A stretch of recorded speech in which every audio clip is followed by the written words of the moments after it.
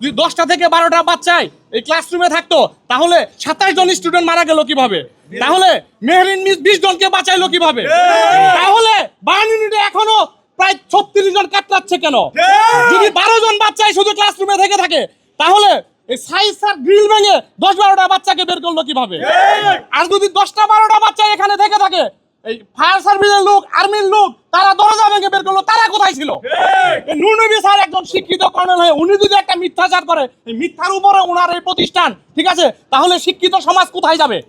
আমার এই প্রশ্নের জন্য আমি এই নূর নবী স্যারকে আজকে চাইছিলাম, কিন্তু নূর নবী স্যার উনি পালাই গেছে, উনি মিডিয়া দেখে ভয় পাইছে, ওনারা চলে গেছে।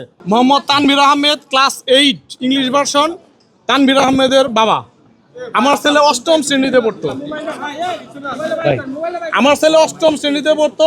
আমি কোনোদিন 8ম শ্রেণীতে ওকে নিতে আসি নাই, আমার ছেলে একাই বাসায় চলে যেত।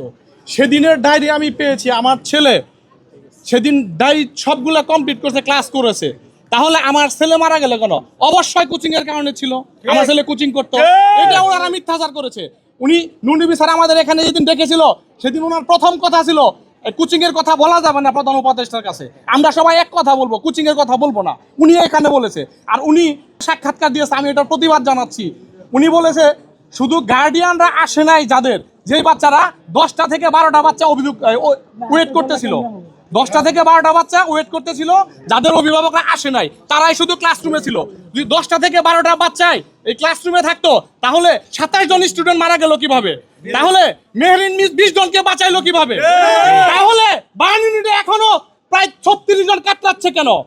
যদি 12 জন বাচ্চাই শুধু ক্লাসরুমে থেকে থাকে তাহলে এই সাইজ স্যার গ্রিল ভেঙে 10-12টা বাচ্চাকে বের করলো কিভাবে? আর যদি 10টা-12টা বাচ্চা এখানে থেকে থাকে এই ফায়ার সার্ভিসের লোক, আর্মির লোক, তারা দরজা ভেঙে বের করলো, তারা কোথায় ছিল?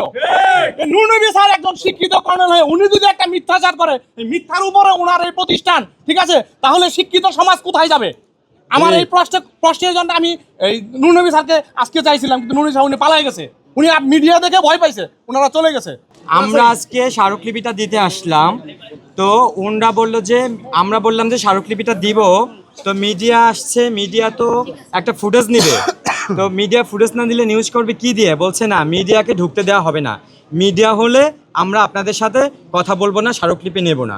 এই যে আমরা স্মারকলিপি, ওনরা আমাদের নিচ্ছে না, আমরা ফেরত যাচ্ছি। হ্যাঁ, আমরা স্মারকলিপি নিতে আসছি, আমরা বলছি যে স্যার আমরা আপনাদের একটা স্মারকলিপি দিতে আসছি, স্মারকলিপিটা নেন, তারপরে আমরা আপনাদের সাথে কথা বলি, টেবিলে বসে কথা বলার কথা হয়েছে, আমাদের সাথে 12টার সময় বসার কথা, উনি আমাদের সাথে কথা বলবেন টেবিলে বসে। বলছি শুধু ফুটেজটা নিয়ে চলে যাবে, মিডিয়া তো আমাদের আলোচনা শুনবে না, আমরা আপনার সাথে আলোচনা করার পরে আমরা মিডিয়াকে আমরা ব্রিফ করব, আর আপনাদের পক্ষ থেকে আপনারা ব্রিফ করবেন, দুইজনটা দুই পক্ষ থেকে ব্রিফ করেন। মিডিয়া শুধু ফুটেজটা নিয়ে চলে যাবে, মিডিয়াকে উনি ফুটেজ দেবে না কোনোভাবেই স্মারকলিপি নেওয়ার।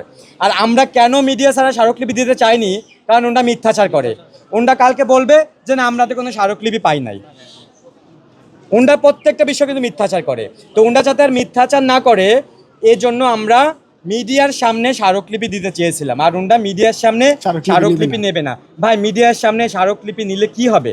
এটা কি কোনো নিষিদ্ধ স্মারকলিপি? এটা কি কোনো গোপন স্মারকলিপি?